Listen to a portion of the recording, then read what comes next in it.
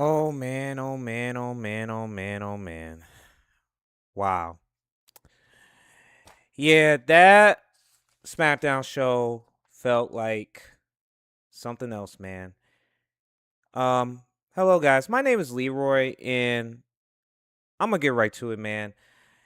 Yeah, SmackDown was so chaotic all over the place, and I'm just gonna do my breakdown right now.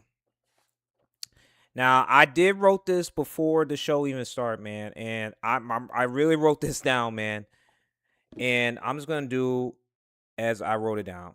And I said this: will CM Punk defend the title at SummerSlam? Is Trick Williams the next superstar? Gunther versus Cody Rhodes. Is Chelsea Green is the most over wrestler in the company? Does Sami Zayn needs to get his revenge?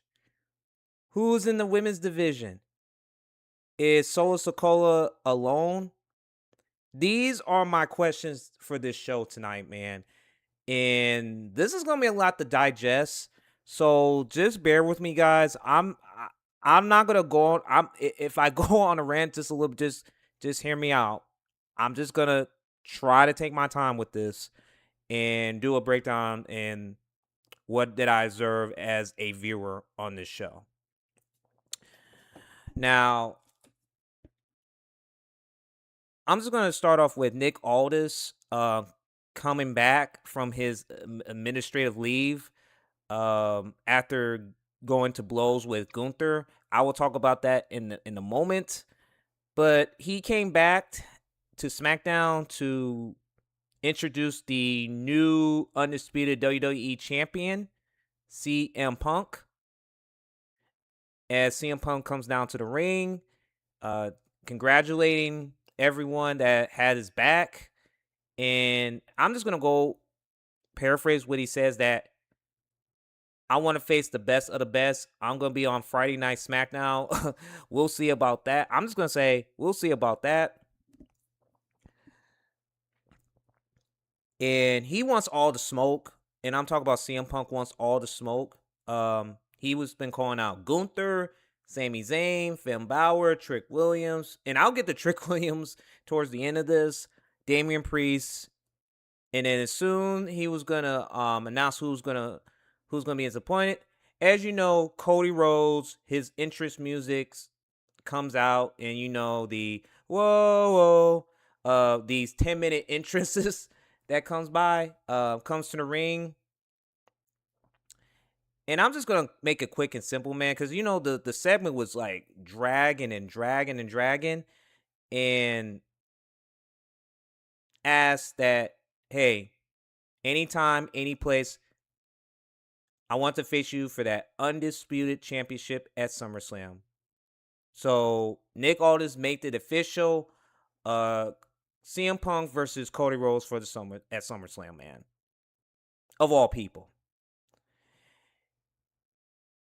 I don't know how to feel about this. Now, I saw this a miles away. I just have some questions about this now. I thought Gunther put Cody Rhodes in his place where he attacked him on Raw, and not only he gave him a power on the table, but he busts his ear on that car door.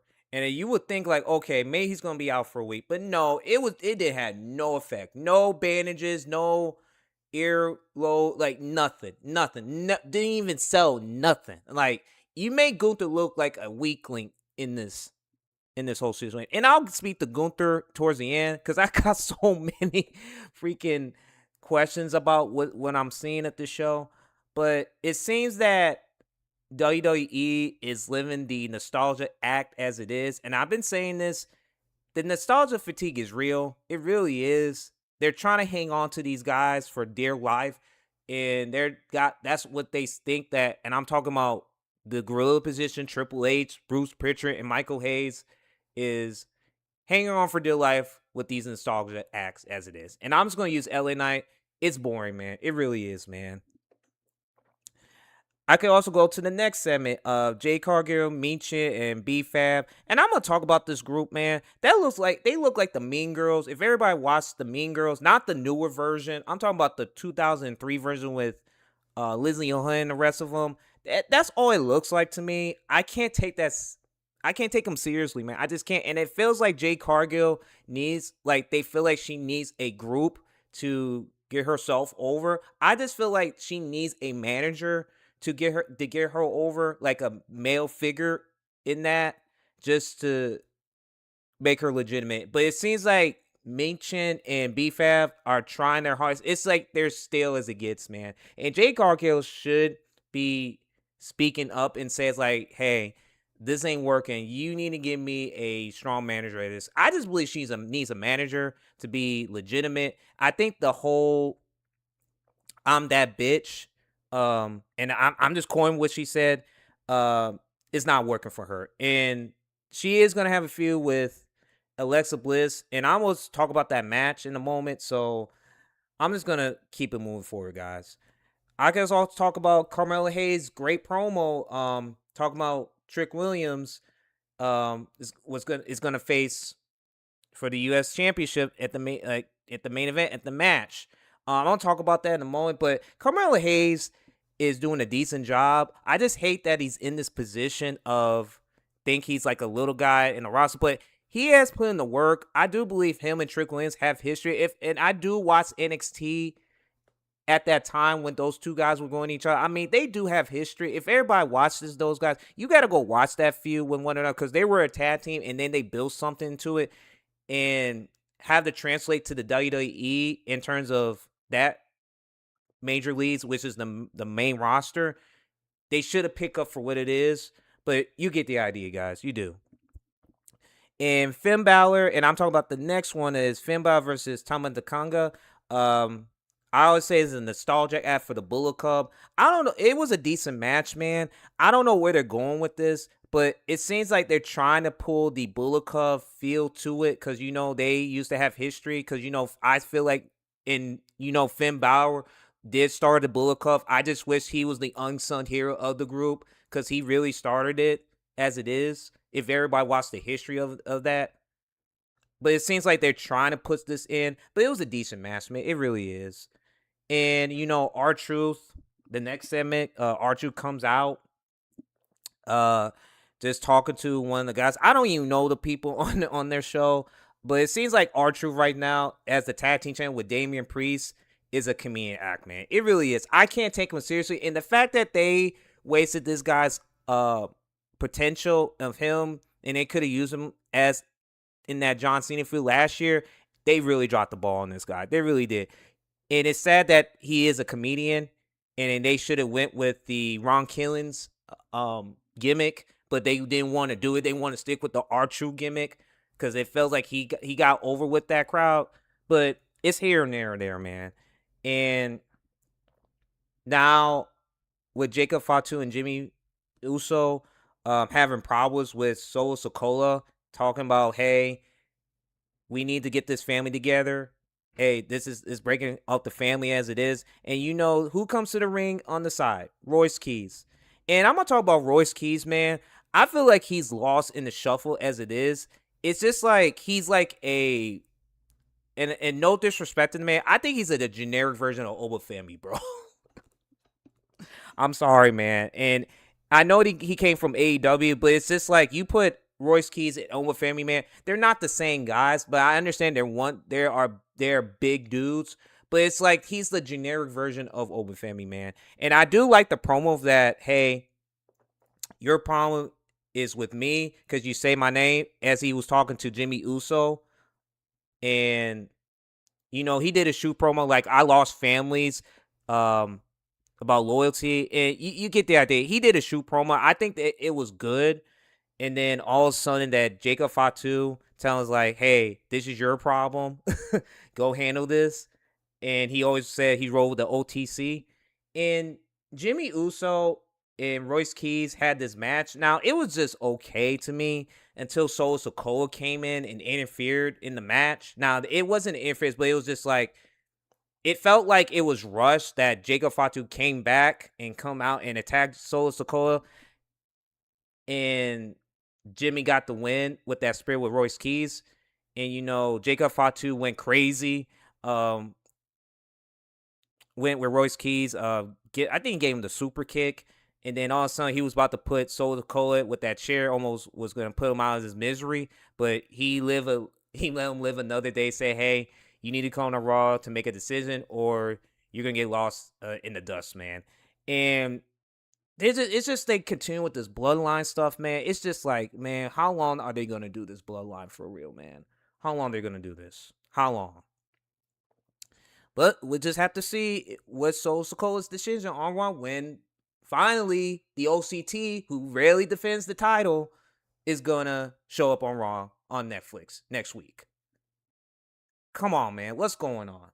And I'm just gonna just pause for a minute. These endless commercials, these heavy sponsorship that's in the ring, man, is overdone, man. The heavy advertisement on this show is out of control.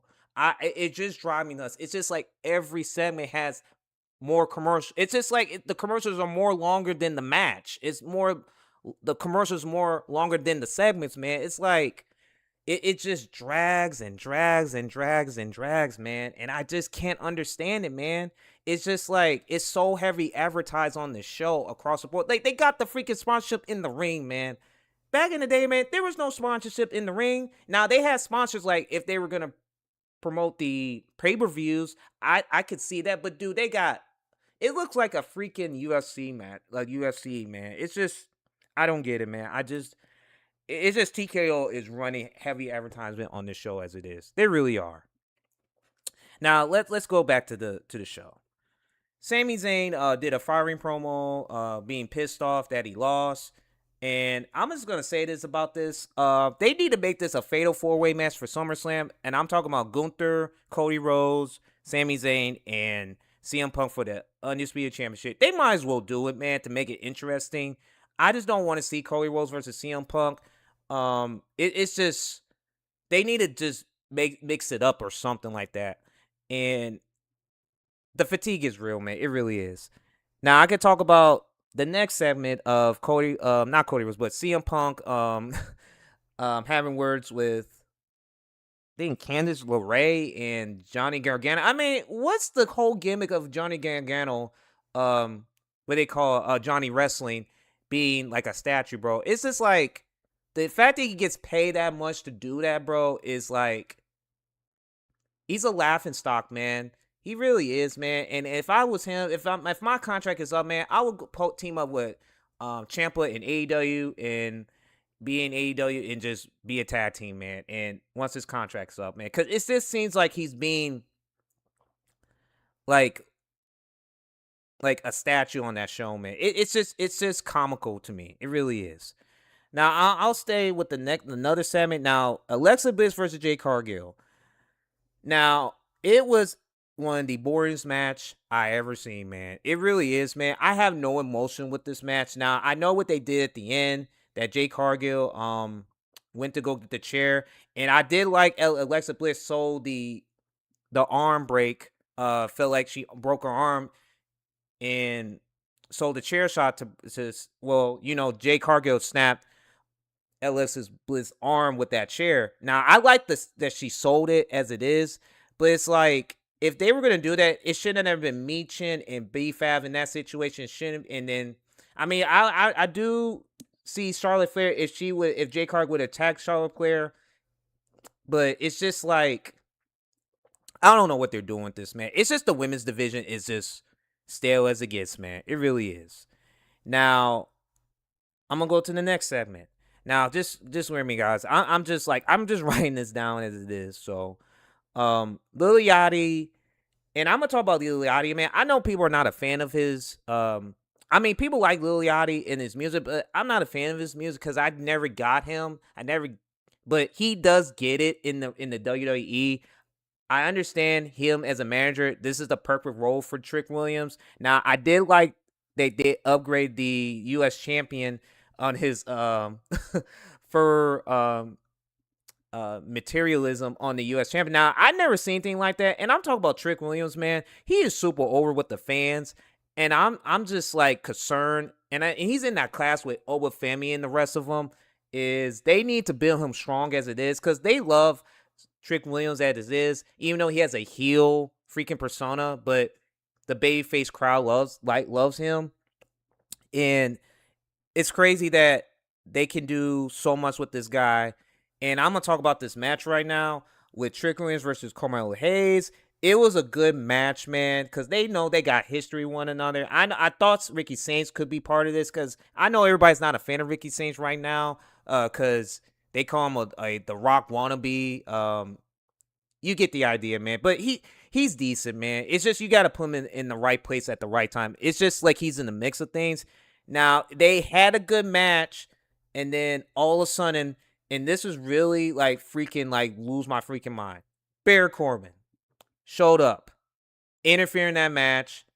Not only took Carmelo Hayes down, but gave him the end of days to Carmelo Hayes and Trick Williams. Now, I will say about Baron Corbin, he has one of the coolest finishes end of days, probably in WWE history. And I know it's a big thing, but it's a unique finisher that I can like. It's really unique, but it's just like, what does Baron? Because the last time we saw Baron Corbin, man, he was stale as freaking chips as it is, man. I don't know what WWE bringing him in this situation. I understand they try to do a nostalgia act of him, but they haven't really used him as much as before. But now they bring him back, and now they just crush Trick Williams and Carmelo Hayes in the forward things, and it doesn't make any sense to me. I don't know what WWE is doing with Baron Corbin because I already know they're trying to sell SummerSlam as it is because they can't even sell the tickets out as it is. They're trying to pull everything out of the hat of the freaking rabbit out of the hat just for this show, man. And it's really disgusting that they crushed those guys and they had a good match because it was getting good until he showed up. But you get the idea, man. You get it. And also and I'm gonna say this felt rushed, man. It felt like they rushed this and then it just went to commercial after this, and it was nothing. Now, at the last minute, like probably like 5 minutes of the show, that Gunther was pissed off, was calling on Nick Aldis, and then Nick Aldis comes to the ring. They say, hey, you need to calm down. You need to stay this. Hey, I'll give you an opportunity. Well, it won't be a rematch. I know you want the match with Cody Rhodes versus CM Punk at SummerSlam, the Undisputed Championship, but we'll do you a big favor. You're gonna face Cody Rhodes and CM Punk versus Gunther and Sami Zayn at the tag team at Saturday night's main event, man. And you know Gunther lost his you know what, and he attacked Nick Aldis. I don't know why, man. I don't know, man. It's just that, and I'm just gonna end this right now. Cody Rhodes comes to the ring, and then it went off air, bro. That was the whole SmackDown show, man. And I can't believe I watched that entire show, and it was just like they're it's like they're doing desperation on the show as it is, man. And those two in the ring, man, I understand they are a high commodity in the company, but it seems like they're forcing this upon us of the people, and you know the marks are gonna rave about these guys. Now, I will say this: the crowd went mid when Cody Rhodes came out and CM Punk was talking to one another in the ring. And once they announced that it was going to be the match, that crowd went mid as it gets, man.